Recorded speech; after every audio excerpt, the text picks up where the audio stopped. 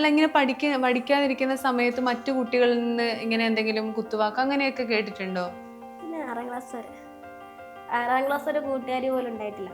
6ാം class ഒരു കൂട്ടുകാരി എന്ന് പറഞ്ഞാൽ അവിടെ പെമ്പിലുണ്ടായിരുന്നു ഒരു അകൽച്ച ഉണ്ടായിരുന്നു. എന്താ കാരണം എനിക്കറിയില്ല. ഞാൻ ഇടയ്ക്ക് എന്തെങ്കിലും കറുപ്പും കൊണ്ടാണോ അല്ല വേറെ എന്തെങ്കിലും കാരണമാണോ അറിയില്ല. പിന്നെ കുറച്ച് കൂട്ടുകാരി പോലും ഇണ്ടാത്തൊരു അവസ്ഥയിലൊക്കെ 6ാം ക്ലാസ് വരെ ഉണ്ടായിരുന്നു. ഒറ്റപ്പെട്ട കുറേ നടന്നിട്ടുണ്ട്. നമ്മൾ ഭയങ്കര ഒഴിവാക്കണു, എന്താ പറയണ്ടേ, കളിക്കാൻ വേണ്ടി പോകുമ്പോൾ നമ്മൾ ഒറ്റയ്ക്ക് ഇരുന്ന് കളിക്കണു, അവരൊരു കൂട്ടത്തോടെ ഒരുമിച്ച് കളിക്കണു. അന്നേരം എൻ്റെ അമ്മ അന്നേരം ബാങ്കിൽ പോകാൻ ഇതുണ്ടായിരുന്നു. അപ്പോൾ അമ്മ എന്ത് ചെയ്തു, ബാങ്കിൽ പോണ സമയത്ത് സ്കൂള് ഗ്രൗണ്ട് റോഡ് സൈഡാണ്. അപ്പോൾ ബാങ്കിൽ പോണ സമയത്ത് അമ്മ കാണുമ്പോൾ അമ്മ 10 രൂപ മിഠായി മേടിച്ചോന്ന് പറയും. ആ 10 മിഠായി മേടിച്ച് ഒറ്റയ്ക്ക് ഇരുന്ന് കഴിക്കണം.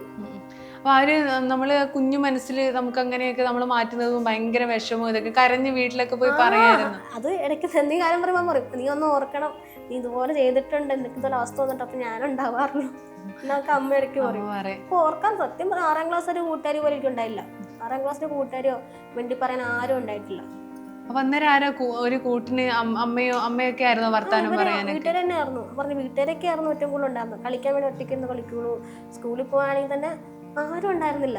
ഇടയ്ക്ക് നല്ല കാര്യത്തിൽ എന്താ ഇങ്ങനെ എനിക്കെന്താ. പിന്നെ 6ാം ക്ലാസ് കഴിഞ്ഞപ്പോൾ പറഞ്ഞാൽ കൂട്ടുകാരുണ്ട് കേട്ടോ. 6ാം ക്ലാസ് കഴിഞ്ഞപ്പോ നല്ല സൗഹൃദ ഈശ്വരൻ തന്നു ഇല്ല, നല്ല ആ ഒരു മനസ്സിനിണങ്ങിയ സൗഹൃദങ്ങൾ തന്നു. കുറെ തന്നൊന്നും പറയും, പക്ഷെ എന്നാലും ഗ്യാപ്പ് വന്നു എവിടെയെങ്കിലും എടുത്തു കുറച്ചൊക്കെ ആയിട്ട്.